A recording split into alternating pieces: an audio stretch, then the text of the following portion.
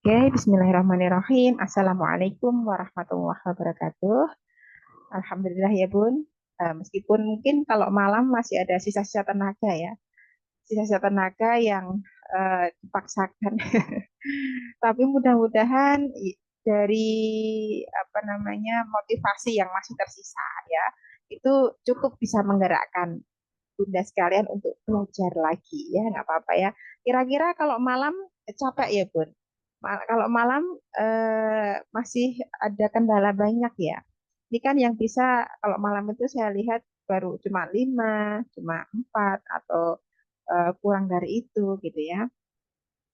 Jadi saya mohon maaf ya Bun, karena terkadang kalau sore itu ada terapi, sehingga apa namanya terpaksa saya alihkan malam gitu ya. Ada terapi, kadang ada acara gitu ya. eh Nanti ya mudah-mudahan semaksimalnya ya. Kalau kalau habis maghrib itu kan waktunya pendek sehingga eh, terpotong waktu sholatnya ya. Jadi saya ya paling bisa habis maghrib habis isya pas gitu ya. Nanti biar lebih dini untuk selesainya. Diharapkan jam 9 udah selesai gitu ya. Nah, jadi saya juga nggak terlalu panjang juga ya. Nanti misalkan ada apa namanya pertanyaan lebih lanjut, nah baru saya jawab panjang kali lebar. Oke, nggak apa-apa ya. Yang akan kita bahas di malam hari ini adalah daily living activities. Artinya aktivitas keseharian, kehidupan sehari-hari ya, aktivitas kehidupan sehari-hari. Jadi nggak cuma satu ya, tapi banyak. Dan kata-kata ini, daily living activities, ya, itu mengarah pada kemandirian ya. Nah, lebih mengarah pada kemandirian atau lebih spesifiknya ke kemandirian anak gitu ya. Kemandirian itu nanti tidak hanya sekedar makan sendiri, minum sendiri, yaitu memang kemandirian yang secara implisit gitu ya, secara eksplisit gitu ya. Tapi untuk yang benar-benar mandiri kan bisa kita lihat untuk anak-anak yang mulai masuk TK, dia udah mulai bisa beresin mainan sendiri, terus dia mulai eh, bisa terkadang memilih baju, pakai apa namanya, memakai eh, aksesoris yang dia inginkan atau apapun lah ya, yang dia ingin kerjakan itu dia bisa mengerjakan dengan sendiri ya. Jadi tidak terpanjang pada makan, minum atau berpakaian itu juga termasuk, tapi eh, lebih detailnya ya untuk aktivitas-aktivitas yang memang tidak semua tergantung pada orang tua untuk kepentingan dia sendiri aja gitu ya. Nah, kalau di piramida belajar anak gitu ya. Jadi ini sebagai peta belajar kita juga ya, Bun. Yang di awal kita mulai dari ini ya, taktil vestibular. Nah, sekarang proses belajar kita itu udah sampai hampir menyelesaikan ya, hampir menyelesaikan piramida belajar ya. Jadi bukan aktivitas apa ya, materi yang akan kita bahas hari ini itu sudah ada di level developmental perseptual motor ya. Jadi sudah hampir mendekati eh, level kognitif ya, seperti itu. Eh, Kalau anak sudah sampai di sini gitu ya, itu biasa di usia sekitar 4 tahunan ya Bun. Sekitar 4 tahun dia sudah mulai mandiri ya, dengan segala macam aktivitas yang dia inginkan ya, entah itu bermain ataupun keseharian, dia sudah mulai mandiri. Gitu. Bisa dipahami ya untuk peta ya, peta belajar kita ya. Udah sampai di sini ternyata ya, udah mau selesai ya. Ya. Nah, alat ukur standar untuk mengukur kemandirian adalah FIM ya, Functional Independent Measure. Jadi kalau dalam okupasi ya Bun, itu eh, memang dalam setiap kita memberikan treatment ya atau melatihkan satu komponen ya, termasuk kemandirian, kognitif ataupun lingkup gerak sendi gitu ya, itu ada alat ukurnya ya. Dan alat ukur untuk mengukur kemandirian anak itu WIFIM namanya ya. untuk khusus untuk anak ya, fungsional independent measure. Jadi untuk mengukur kemandirian si anak itu udah sampai mana gitu ya. Nah, di antara poin-poin yang perlu diperhatikan gitu ya ketika kita melihat apakah si anak ini udah mandiri atau belum ya gitu ya. Nah, di antaranya ini sudah pernah saya bahas juga ya, tapi ini saya ulang kembali supaya lebih paham gitu ya. Nah, dan ini melatih kemandirian adalah salah satu tujuan dari terapi okupasi ya. Eh, ada 3 area. Ini sudah sering, mohon maaf ya Bun, kalau saya sering mengulang ya, biar Bunda lebih paham ya. Ada 3 area okupasi yang menjadi titik berat ketika kita memberikan treatment, gitu ya. Jadi kita begitu apa ya memberikan penanganan kepada pasien, entah itu anak ataupun pasien dewasa, gitu ya. Itu kita selalu melihatnya dari 3 area tersebut, gitu ya. Apakah dia bisa mengerjakan aktivitas kesehariannya secara mandiri, apakah dia bisa produktif ya, berperan sesuai dengan peran dia dan menghasilkan bukan hanya uang aja gitu ya, tapi karya ataupun manfaatnya bagi orang lain atau bagi dia sendirilah minimum ya. Atau cara dia mengelola waktunya, apakah dia kesulitan atau enggak. Nah, karena itu dipandang sebagai eh, tingkat kepuasan kehidupan seseorang gitu ya. Gitu. Nah, saya mulai membahas ya, mulai mengulang lagi ya untuk poin kemandirian ya. Jadi untuk perawatan diri, self care ya, perawatan diri. Kalau dalam FIM atau Functional Independent Measure itu ada beberapa komponen yang perlu dilihat ya, mulai dari makan ya, aktivitas makan, eating ya. Nah, aktivitas ini tidak hanya sekedar anak itu bisa menyendok nasi yang ada di piring, terus dimasukkan ke mulut. Tidak hanya sekedar itu, tetapi rangkaian dari aktivitas makan, ya, mulai dari dia mengambil piring, posisinya piring di mana, misalkan di dalam rak piringnya di mana, dia bisa mencari, dia bisa mendatangi, dia bisa mengambil yang pas kalau untuk makan ya piring, bukannya mangkok atau bukannya kecuali memang tidak ada gitu ya. Nah, dia bisa mengambil piringnya, dia bisa mengambil sendoknya, terus mengambil nasi ya di tempat nasi, lauknya dan segala macam yang dia perlukan untuk aktivitas makan. Lalu dia bisa makan, menikmati makanan tanpa ada masalah, ya sampai selesai dia habiskan ya. Lalu dia bisa menyingkirkan makanan atau piring habis makan itu ya, bekas makan itu ke belakang. Nah, itu dari awal sampai akhir itu dia bisa mengerjakannya. Ini tidak hanya sekedar kemampuan sensori motor ataupun motorik ataupun keterampilan fine motor skill dan lain sebagainya aja ya, tetapi juga termasuk kedisiplinan atau pola asuh dari orang tuanya gitu ya. Nah, jadi eh, kadang ada simpang siur ya Bun antara anak ini sebetulnya bisa, tapi karena tidak dibiasakan, akhirnya anak tidak paham ya, tidak bisa. Jadi kategorinya atau golongannya dia tidak bisa, meskipun sebetulnya dia bisa.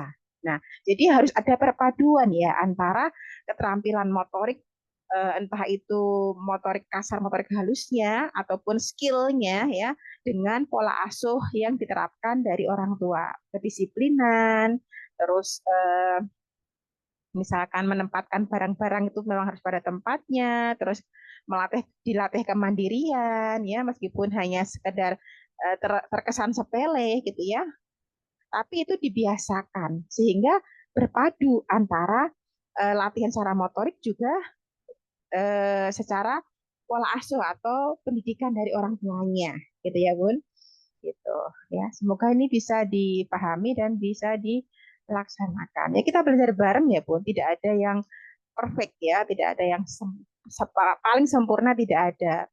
Ya, jadi memang butuh kesadaran ya dari kita sendiri ataupun dari apa namanya lingkungan ya untuk menopang si anak itu supaya lebih mandiri lagi. Selanjutnya grooming ya. Grooming itu berhias ya.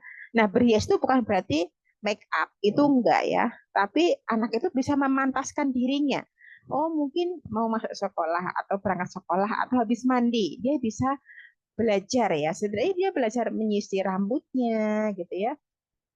Terus apa namanya?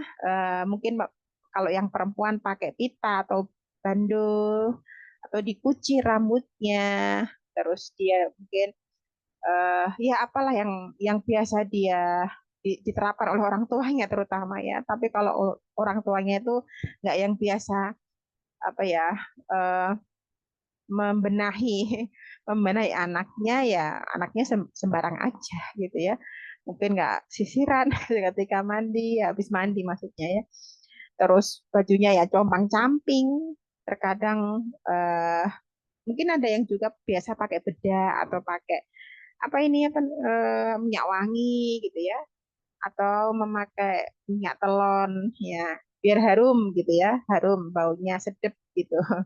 Nah, itu juga dari kebiasaan yang ditanamkan orang tua juga ya. Jadi tidak semata-mata dari anaknya doang gitu ya, tapi juga pola asuh yang diterapkan oleh orang tuanya gitu ya.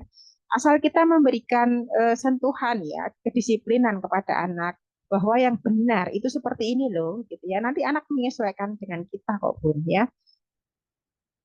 Selanjutnya bathing. Bathing itu mandi ya. Jadi aktivitas mandi itu ada berbagai macam apa namanya kumpulan eh, sub aktivitas gitu ya. Jadi kalau di preteli itu kan ada banyak ya bun mandi itu mulai dari dia melepas celah, melepas pakaian, terus dia eh, apa namanya menggosok sabun ya menggosokkan sabun ke badannya terus dia bisa mencuci mukanya mengguyur badannya dengan gayung terus dia eh, pakai handuk gitu ya pakai sabun pakai handuk dan sampai selesai gitu ya jadi si anak ini nanti dari eh, peradalan atau breakdown ya aktivitas yang di breakdown itu apakah dia bisa step by stepnya nah jadi itu suatu rangkaian ya rangkaian aktivitas mandi ya maka perlu dilatih dari poin per poinnya ya mulai misalkan melepas pakaian bisa apa enggak meskipun ini nanti masuknya ke dressing melepas dan memakai pakaian tapi kalau mandi kan memang itu juga jadi rangkaian ya masa mandi masih pakai baju kan juga apa namanya kayak enggak umum meskipun juga ada sih ya. Nah, setelah itu bisa nggak ya dia pakai handuk? Caranya gimana? Diajarkan. Ini loh cara handuk pakai handuk mungkin yang gampang aja dibulet-buletin atau digosok-gosokkan ke bagian punggung dengan kedua tangannya. Nah, kalau kemampuan motor planningnya masih kurang gitu ya, tentu anak akan kesulitan ketika kita ajarkan, ya kan?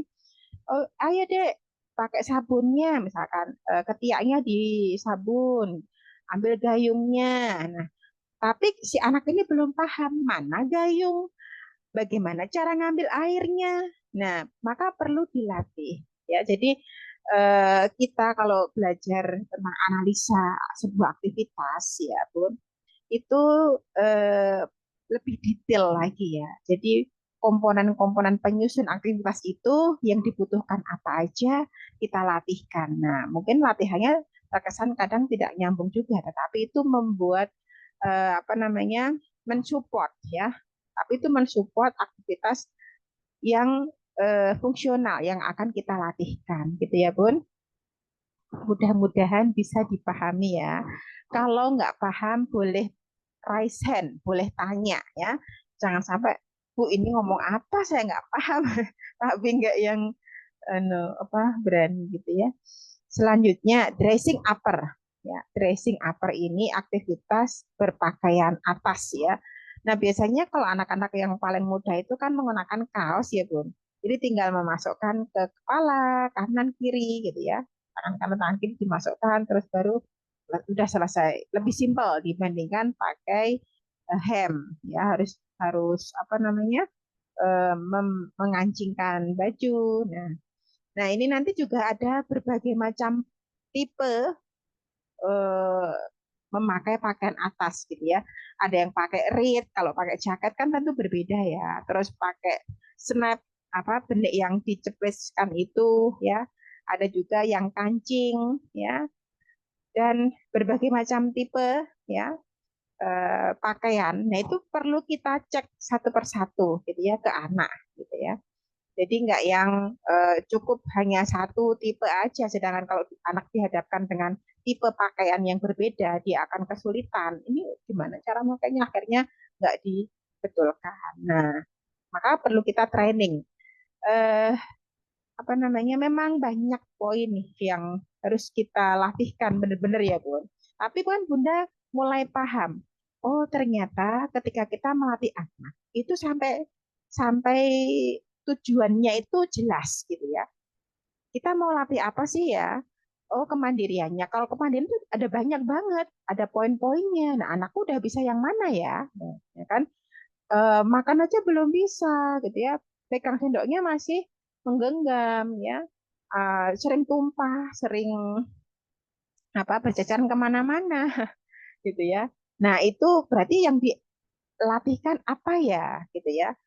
Nah, itu kalau Bunda nanti apa sering mengulang, sering apa namanya menyimak materi, nanti bisa mulai sedikit banyak paham. Oh, berarti itu fine motor skill-nya yang bermasalah. Nah, kalau fine motor skill-nya berarti yang dilatih dulu apanya, dilatih dulu apa, habis itu ini, habis itu ini, habis itu ini, caranya bagaimana. Nah, mudah-mudahan udah mulai bisa ya, meskipun masih meraba-raba gitu nggak apa-apa ya. Tapi intinya Bunda sudah tahu cara berpikirnya ya. Jadi saya itu transfer ilmu ke Bunda sekalian mengenai cara berpikir kita terhadap melatih anak berbentuk khusus gitu ya. Jadi eh, poin per poin atau komponen-komponen yang tidak tampak ya, yang tidak bisa kita lihat, itu kita bisa melatihkannya, bisa melihat kesulitan anak itu di bagian mana, lalu kita bisa menentukan latihan apa gitu ya. Diharapkan begitu ya bisa paham.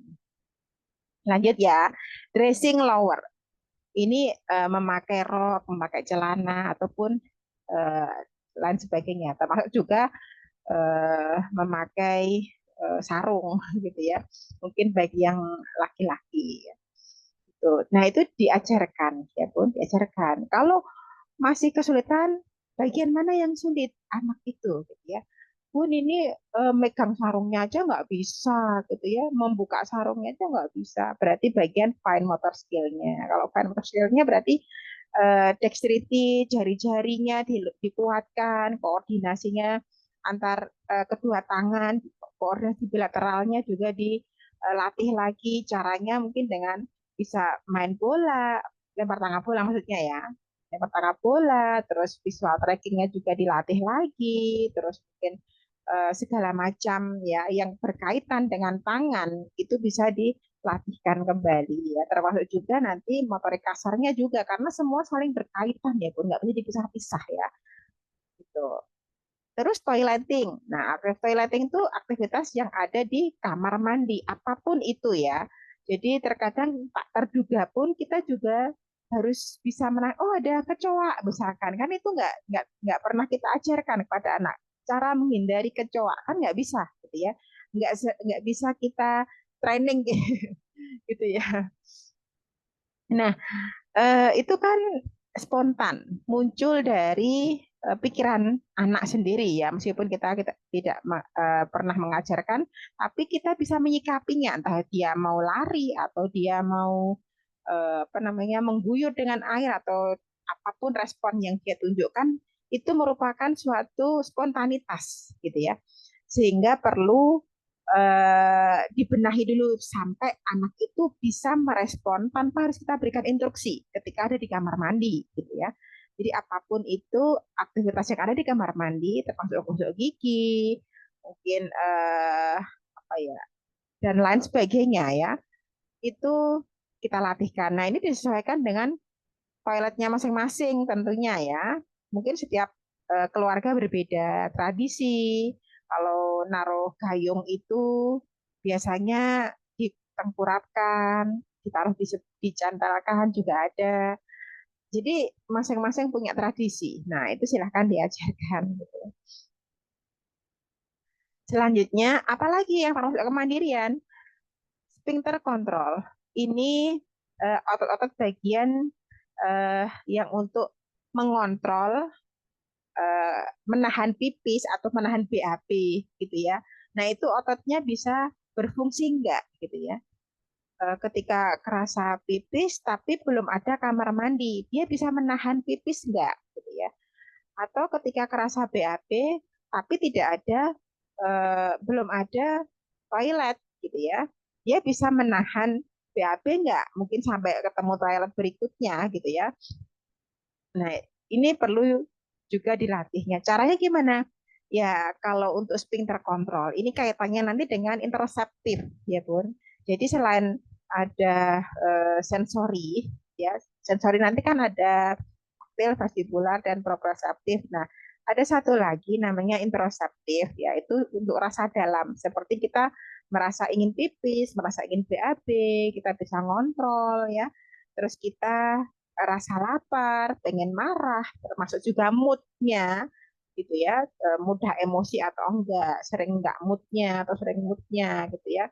Terus kita merasa senang. Nah, itu kan perasaan dari dalam. Nah, itu namanya interoceptif, ya. Nah, itu baik ketika komponen sensori yang lain baik, ya. Jadi cara melatihnya juga menggunakan metode sensori integrasi ya. Karena itu udah include ya, include perbaikan seluruh sensori termasuk interoceptifnya gitu. Selanjutnya transfer. Nah, biasanya untuk anak-anak terkadang tidak hanya autis, tidak hanya hiperaktif, tapi juga cerebral palsy atau CP ya, yang dia harus ada di kursi roda ya. Nah, itu juga perlu diberikan apa namanya, semacam edukasi juga bagaimana cara dia berpindah dari satu tempat ke tempat yang lain. Apakah dia mandiri atau perlu bantuan gitu ya. Dari bed ke kursi roda ya, atau dari kursi roda ke toilet, atau ke manapun ya. Yang penting untuk kemampuan dia transfer gitu ya dari tempat satu ke tempat yang lain, bagaimana, apakah mandiri atau masih perlu banyak bantuan. Nah, maka kita ajarkan kalau memang ini biasanya bagi anak-anak yang pakai kursi roda ya, atau habis kecelakaan. Kalau untuk anak-anak yang eh, dengan gangguan sensori, biasanya kan dia eh, normal ya Bu, untuk jalannya dia juga bisa, untuk aktivitas menggunakan kaki tangannya dia juga nggak ada masalah, hanya saja sensorinya terganggu gitu ya. Terus selanjutnya locomotion. Nah, jadi ada poin juga untuk locomotion itu eh, bergerak gitu ya, bergerak, apa namanya, cara dia bergerak. Kalau transfer itu kan nanti dari tempat yang apa namanya, yang dekat gitu ya. Nah, kalau locomotion ini jaraknya lumayan agak jauh gitu ya. Misalkan kayak semacam eh, cara anak berpindah tempat gitu ya, dari kamar tidur ke kamar mandi itu apa namanya, bisa apa enggak gitu ya, atau kemampuan dia melompat, kemampuan dia merangkak, kemampuan dia memanjat, nah itu bisa apa enggak gitu ya, atau sudah mulai mandiri atau belum gitu ya. Terus selanjutnya communication atau keterampilan berkomunikasi, apakah si anak ini bisa secara apa namanya, ekspresif ya, me, me, apa namanya, menggerakkan mimik wajahnya, ataupun dia bisa hanya sekedar bahasa isyarat ya, tidak tidak menggunakan kata-kata ya, tapi memang hanya sekedar isyarat, apakah seperti itu atau dia bisa mengungkapkannya, itu juga dinilai. Termasuk juga kemampuan sosial kognitif ya. Jadi cara dia berinteraksi dengan teman, dengan orang-orang terdekat, terutama keluarganya, bagaimana cara dia menyelesaikan masalahnya ya ketika ada kesulitan dan bagaimana cara dia mengingat sesuatu ya apakah ada terkendala atau enggak gitu ya. Nah, jadi begitu ya Bun. Silahkan nanti untuk yang film ini kan memang sudah pernah saya berikan ya. Nanti coba dicek kembali ya Bun. Sekarang setelah diberikan latihan banyak gitu ya oleh Bunda sekalian, apakah ada perubahan atau enggak? Kalau film ini kan sepertinya di 3 bulan pertama dulu ya saya berikan apa namanya checklistnya ya. Nah, sekarang udah memasuki bulan ke-6, apakah ada perubahan atau tidak gitu ya. Jadi evaluasinya itu eh, poinnya dari kemandiriannya itu udah ada kenaikan atau belum gitu ya. Yang awalnya belum bisa pakai celana misalkan, oh sekarang udah bisa pakai celana gitu ya. Yang awalnya dia makannya harus disuapin, sekarang udah bisa nyuap sendiri bahkan sampai menyingkirkan sampai belakang ya. Syukur-syukur dicuci sekalian gitu ya. Tuh. Dalam melatih anak membutuhkan berbagai macam persiapan dari anak. Jadi kita persiapkan modalnya dulu ya, modalitas untuk anak gitu ya. Mulai dari perbaikan keterampilan sensorinya seperti yang sudah Bunda lakukan selama ini gitu ya. Kan perbaikan dari dasar ya, memang membutuhkan waktu yang relatif lama ya, tapi kan kelihatan ya Bun untuk progresnya. Terus selain sensorinya, masuk lagi ke tingkat lebih atas lagi, menyiapkan keterampilan motoriknya, baik itu motorik kasar maupun motorik halus. Terus keterampilan kognitifnya, nanti include ya, termasuk juga eh, apa namanya visual persepsi, memori, problem solving. Nah, itu nanti masuk ke keterampilan kognitif. Terus kemampuan atau perbaikan perseptualnya atau persepsi ya. Jadi apa namanya cara pandang anak, cara pola pikir anak terhadap sesuatu itu sudah mulai berubah atau belum, gitu ya. Nah, maka yang kita siapkan tuh yang kemampuan underlying pun, yang nggak nampak, gitu ya. Mungkin eh, perbedaannya, sedikit perbedaannya, ketika anak dicek ya, Bun, ini anak saya punya anak ya, dia ini contoh aja Bun, contoh kasus nyata ya, contoh kasus nyata. Si ibu ini bilang pun saya punya anak, dia itu disuruh berdiri satu kaki tidak bisa atau sering jatuh.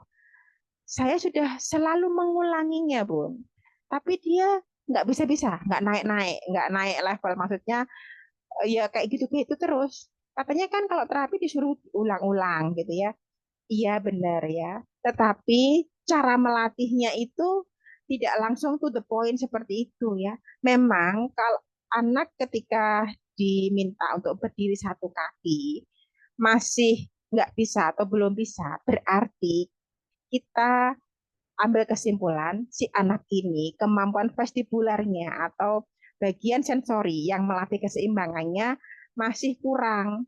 Berarti harus dilatih atau stimulasi dengan stimulasi sensori vestibular. Nah, macamnya ada banyak ya, mulai dari di atas jimbol, terus apa namanya badminton statis, papan titian, gitu ya.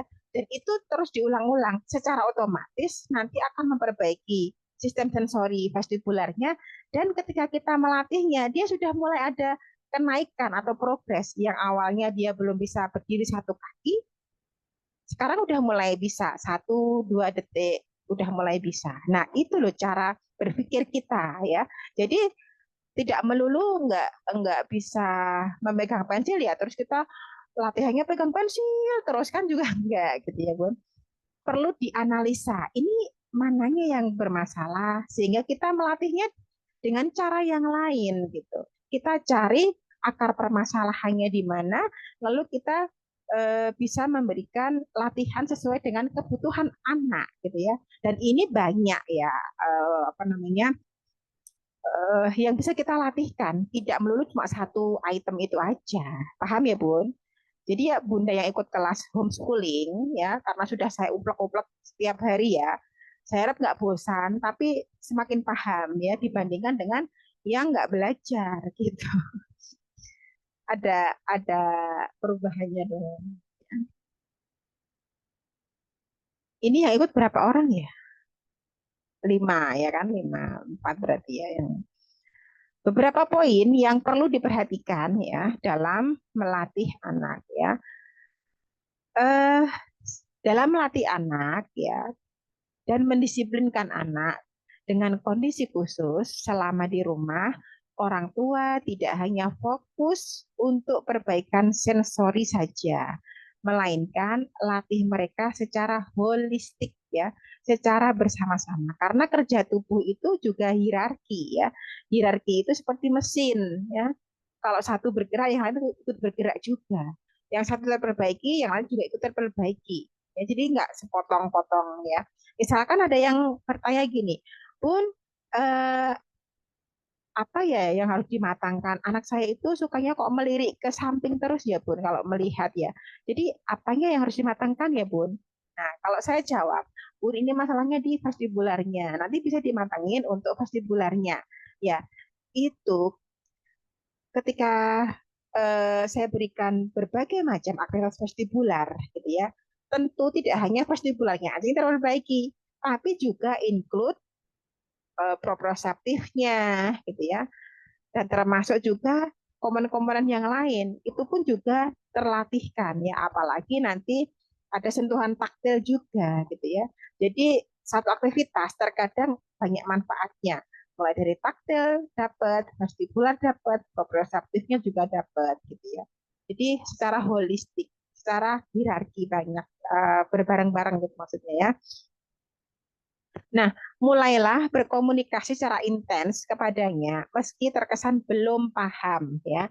Jadi yang dimaksud dengan holistik ini ya, Bun, itu mulai kita seakan-akan menganggap anak kita itu seperti anak yang lain gitu ya. Jadi kita ajak ngobrol aja gitu ya. Kita komunikasikan apa yang ingin kita omongkan kepadanya meskipun terkadang kesannya kok nggak nyambung, apa dia paham, apa dia itu persepsi yang seperti itu sebaiknya dihilangkan gitu ya. Anggap dia normal gitu ya. Karena ini akan memberikan stimulus ya pada si anak juga dengan kita memperlakukan secara normal ya, ajari berkehidupan secara normal ya, mulai dari bangun tidur dia dibangunkan ya, Bun, tapi dia kebiasaan jam 5 itu udah kebiasaan. Jadi senormal mungkin ya kita bikin aktivitas itu senormal mungkin ya. Kalau kita sholat ya kita ajak sholat. Jangan kita maklumi dia kan belum paham, Bun. Padahal usia udah 10 tahun. Padahal usia sudah di atas 7 tahun gitu ya. Kalau dalam Islam kan kalau 7 tahun diajak sholat gitu ya. Nanti kalau udah 10 tahun dipukul. Kalau nggak mau gitu ya. Kalau nggak mau sholat dipukul. Tapi pukulnya juga yang mendidik juga ya. Bukan untuk pukulan apa namanya? Pukulan hukuman, tapi pukulan yang kasih sayang yang membekas gitu ya, membekas untuk jiwanya juga ya, yang mendidik ya, pukulan yang mendidik. Nah, jadi ajari untuk kehidupan normal gitu ya. Ajari adabnya ketika melepas sepatu, terus menaruh sepatu, pulang dari sekolah seperti apa gitu ya. Terus masuk kamar mandi bagaimana, keluar kamar mandi seperti apa, kalau waktunya sholat dia diajak sholat, waktunya ngaji kita ajak ngaji. Jadi nggak peduli dia kondisinya seperti apa gitu ya. Maksudnya kita jangan menitikberatkan pada kelemahannya aja gitu ya. Tetap kita berusaha untuk menormalkan ya, menormalkan dia, mengajari dia. Ini nanti akan memberikan stimulus. Bondingnya sangat erat gitu ya dengan anak gitu ya. Karena tetap mau nggak mau kita harus terus uh, memberikan arahan kah, edukasi kah, ataupun latihan kah seperti itu. Berikan pengalaman-pengalaman baru untuk mereka, meski terkesan sepele, seperti menyentuh daun kering dan basah, mencium aroma bunga, mendengarkan daun yang rontok, atau apapun itu ya. Mungkin kita ajak jalan ya, kita ajak jogging atau kita ajak jalan ke sawah, tidak hanya sekedar menyusuri pematang sawah aja, tapi sesekali kita kenalkan gitu ya. Coba eh, embun apa namanya kita sentuh anak untuk kita minta anak untuk menyentuh daun-daunan gitu ya, tajamnya daun yang kadang kan ada daun yang ujungnya agak tajam gitu ya, itu anak biar merasakan daun yang kering ataupun daun yang basah, terus mungkin mencium aroma tanah, mencium aroma bunga yang dijumpai apa dipetik, terus rasakan sensasinya gitu ya, sensasi alam gitu ya, terus eh, dan berbagai macam eksplorasi alam itu bisa kita lakukan pada anak atau kita ajarkan pada anak mulai dari visualnya, penciumannya, pendengarannya gitu ya. Oh, ada burung suaranya gimana burungnya? Oh, itu ada burungnya. Nah, jadi tidak hanya sekedar menyusuri sawah, tapi kita bisa memanfaatkan seluruh input sensori ya yang bisa didapat anak gitu ya. Seperti yang sudah saya sebutkan tadi ya, Bun. Gitu. Dieksplor kembali. Terus disiplinkan dalam setiap aktivitas seperti naruh sepatu, menaruh tas, mainan, buku, topi. Nah, tidak peduli anak ini kondisinya autis ataupun hiperaktif ataupun kondisi gangguan sensori lain, tetapi kita ajarkan senormal mungkin. Ayo, tasnya ditaruh di mana tempatnya. Terus kalau pulang sekolah, sepatunya taruh di mana ya. Habis mainan diberesin dulu ya. Jadi kedisiplinan yang kecil-kecil kayak gini nih perlu kita eh, sering ingatkan ya, getol gitu ya ingatkannya supaya anak itu terbentuk perilakunya ya. Beda loh Bun, anak yang sering kita apa namanya atur gitu ya, sering kita atur, nanti mudah ya ketika dia atau apa di tempat yang umum gitu ya, bukan di sekolah atau kan dia juga sudah mulai bisa menyesuaikan dirinya ya karena terbiasa teratur di rumah gitu ya. Nanti ketika dia di sekolah ataupun di tempat umum lainnya, dia juga bisa cepat menempatkan dirinya ya. Kalau kita memahami anak, oh dia kan anaknya autis pun dia nggak paham apa-apa, gitu. Terus kita ya cuek aja ya, nanti jadinya ya cuek aja, gitu ya. Ya kita berusaha untuk benar-benar ya, benar-benar kehidupan normalnya itu kita pahamkan sih anak, gitu ya. Terus mulailah mengajarkan skill ya kepada anak sesuai bakat minat sejak dini yang nantinya bisa memberikan manfaat untuk menyupport kehidupannya. Nah, ini sering saya ulang juga ya Bu. Jadi untuk di apa standar kompetensi atau tujuan di bulan ke-6 ini, homeschooling bulan ke-6 ini kan orang tua diharap sudah mulai mengetahui ya potensi anak ya di bagian mana ya si anak ini kira-kira punya bakat apa gitu ya. Silahkan mulai digali arah anakku ini mau saya arahkan kemana ya gitu ya.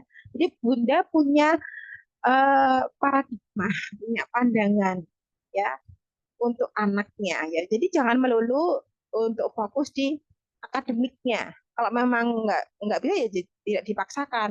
Tapi bukan berarti juga tidak boleh dilatihkan ya, tidak boleh diajarkan gitu ya. Tapi tetap kita punya titik titik apa kejelasan gitu ya. Anak ini harus ada skill ya. Dan karena pelajarannya lama, berarti harus saya ajarkan sejak dini. Nah, silahkan sudah mulai dipilih ya, Bun. Skill apa yang memang harus dipunyai anak ya dari orang tuanya. Silahkan dibimbing, silahkan digali ya, digali, dibimbing, terus diarahkan ya, terus dilatihkan ya. Mungkin beternak ya atau apa ya bertanam. Nah, mulai aja diajarkan karena itu akan memberikan manfaat ya kepada anak. Nanti secara otomatis ya, yang lain kalau misalkan bertanam itu pun juga akan terperbaiki ya sistem sensori yang dalam tubuhnya. Selanjutnya, Jangan terpaku pada akademik. Tidak ada jaminan anak yang akademiknya bagus pasti sukses ya. Namun ini sudah menjadi paradigma para orang tua. Nah ini tolong diubah ya Bun. Tidak semua anak yang pinter calistung, pinter akademik itu nanti kedepannya sukses gitu ya. Tapi tetap kita berusaha yang eh, harus kita bekalkan pada anak ya. Karena kita sudah menerima anak, sudah mengetahui kondisi anak, jadi jangan sampai kita menjadi orang tua yang egois gitu ya, yang harus memaksakan anak harus begini ya. Ya kita melihat kemampuan anak kita seperti apa ya. Menyupport boleh ya, tapi sesuaikan dengan kemampuan anak. Seperti yang kalau kita latihan gitu ya, Bu. Nanti lama-lama akan meningkat dengan sendirinya gitu ya, Bu. Gitu. Itu yang eh, perlu diketahui oleh orang tua.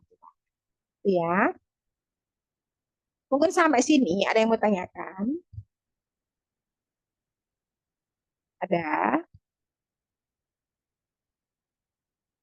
Kalau nggak ada, saya lanjutkan ke tugas ya, Bun. Untuk tugasnya, tugas homeschooling ya di part 2 ya. Ini masih hampir-hampir sama, hanya saja saya tambahi untuk saya ingatkan kembali untuk fokusnya ya, fokus latihan, fokus melatih anak itu tujuannya untuk apa atau step by stepnya yang perlu diperbaiki apa, tujuan jangka pendeknya itu apa sih gitu ya.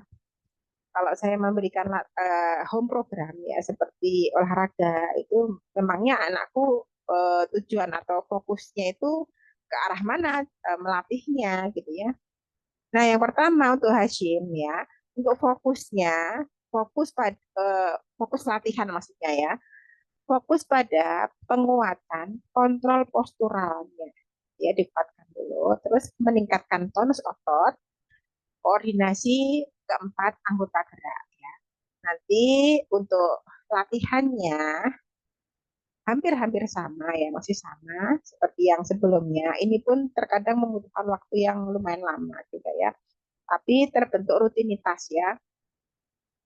Seperti untuk meningkatkan tonus otot, nanti bisa latihan pakai barbel ya, pull up juga boleh ya, bergelantungan gitu ya. Nanti itu dikuatkan lagi ya Bun, untuk melatih kestabilan sendinya ya, melatih massa ototnya ya. Terus untuk berakademiknya seperti menggunting, menempel, menulis dan eh, semua ya terkait dengan akademik gitu ya. Silahkan dilatihkan ya. Membaca ya dengan keras seperti yang kemarin, kalau udah bisa baca itu juga bagus ya.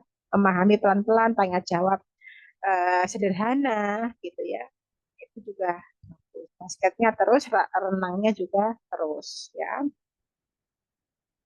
Terus untuk Akmar, untuk fokusnya pada kemampuan koordinasi keempat anggota gerak ya, weight shifting, kestabilan dalam setiap perubahan posisi gerak. Jadi yang awalnya itu merangkak, terus berdiri, terus apa namanya merayap. Jadi setiap perubahan ya itu anak lebih stabil, lebih bisa menjaga keseimbangan tubuhnya dan lebih menguasai dirinya. Gitu ya. Itu bagian atau pengaruh dari sensori proprioseptif juga, gitu ya.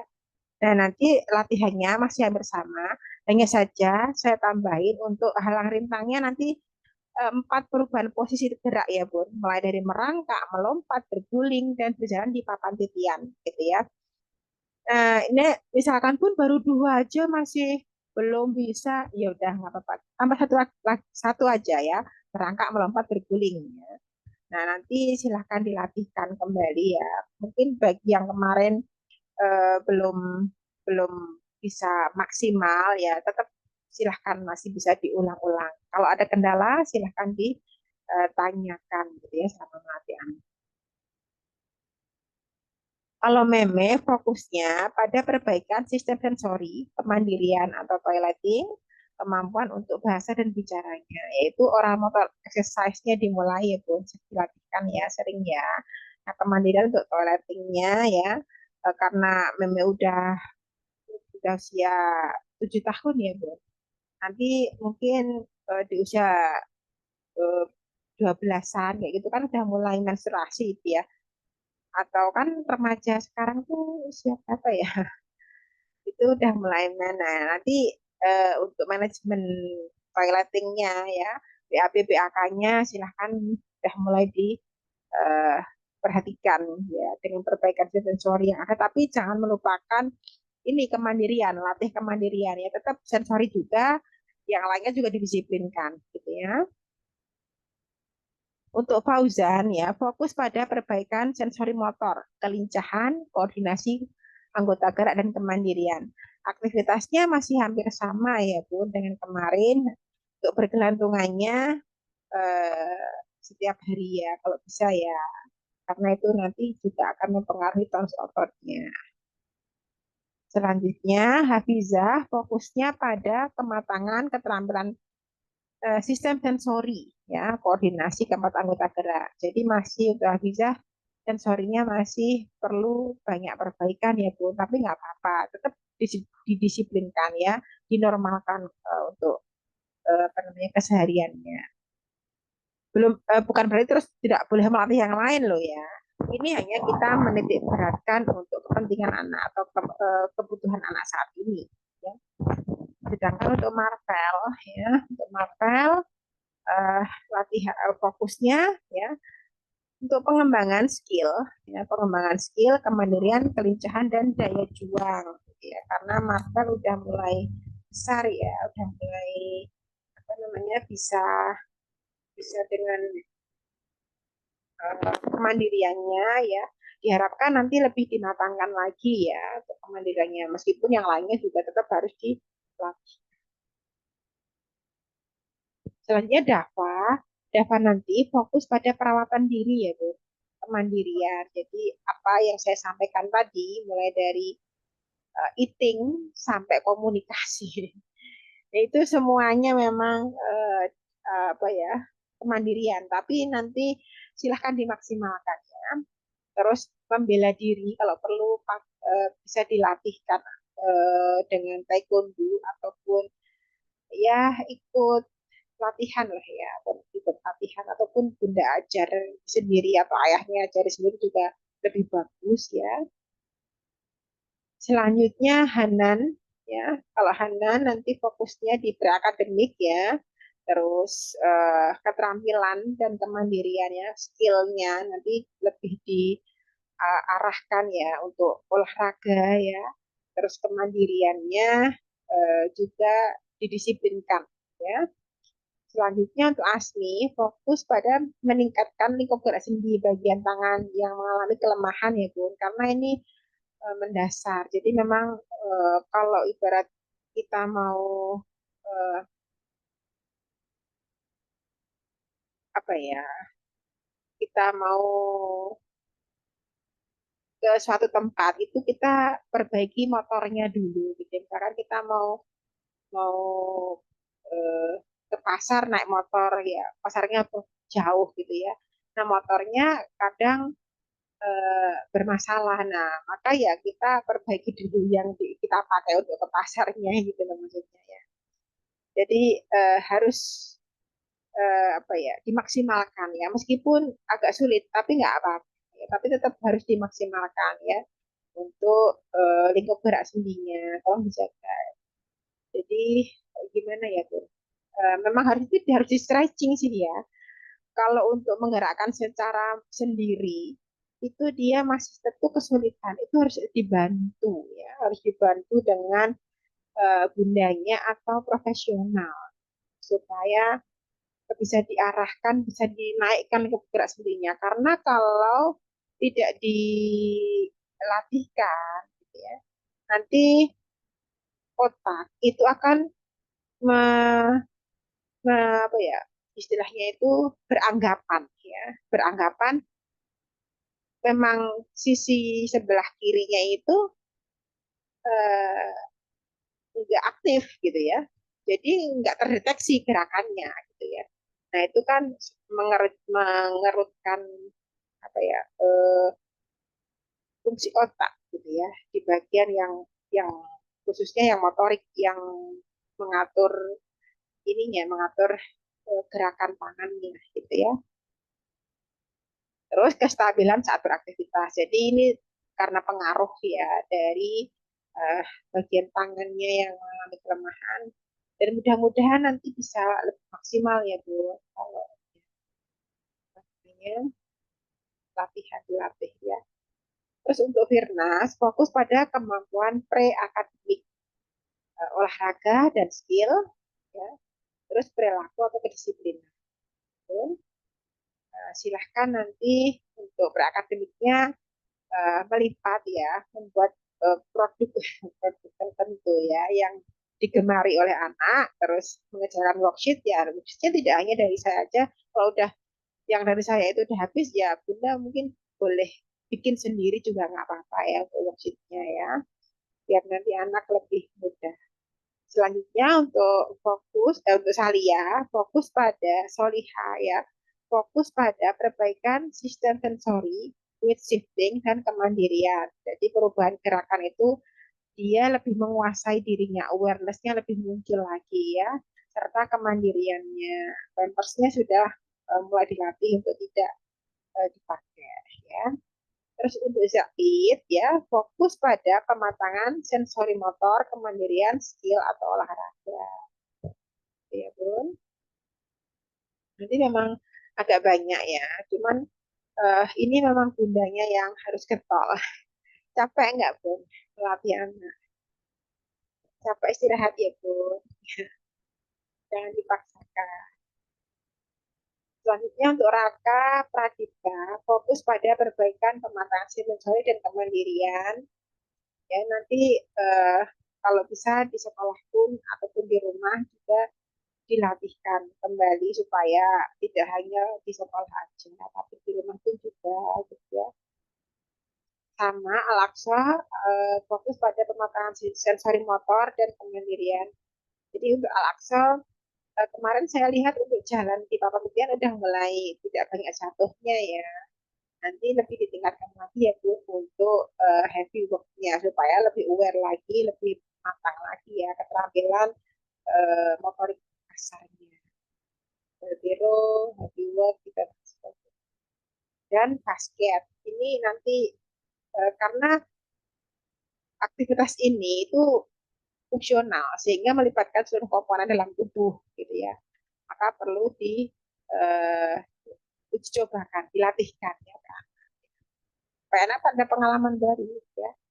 Terus untuk Hilya fokus pada kematangan sistem sensori motor, ya, kemandirian dan komunikasi. Nanti silahkan dieksplor kembali ya Bu untuk kematangan sensorinya lebih dimatangkan lagi, skill-skillnya lebih banyak dilatih lagi, gitu ya. Mungkin sampai sini ada yang mau tanyakan? Ada Bun? Ini yang hadir ada Bunda Asmi, Bunda Lani, Bunda Reski, dan Bunda Sari. Ada yang mau ditanyakan? Silahkan, ada yang kalau ada yang mau ditanyakan. Kalau tidak ada, cukup ya Bun. Oke.